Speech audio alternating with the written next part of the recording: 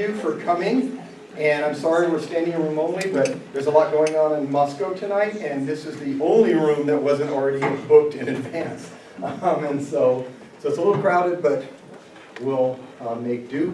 My name is Ken Fox. I'm the chair of the Moscow Human Rights Commission. And so the Human Rights Commission and the Latah County Human Rights Task Force are co-sponsoring the events for Racial Equality and Inclusive Communities Month here in Moscow. And this is the second event of the ones that we're doing.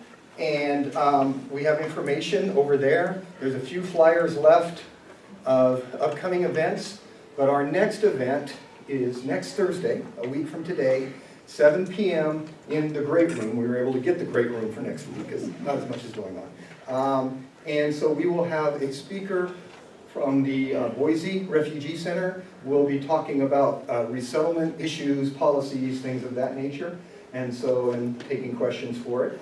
And then at the end of the month, on the Saturday the 30th, there is Human Rights Day at the Market, which the Latah County Human Rights Task Force puts on, and they will have a table set up with activities and information with the theme of refugees still. And then we'll close out the month that same Saturday evening here again at the 1912 with a inclusive potluck dinner. And so I invite everybody to come and bring a dish to share. If you don't bring a dish to share, that's fine. There will be plenty of food. We want people to come, and we'll just make do with the food kind of idea. And so the only thing we ask is a couple things. Try to avoid nut-related dishes because that is the most common allergy.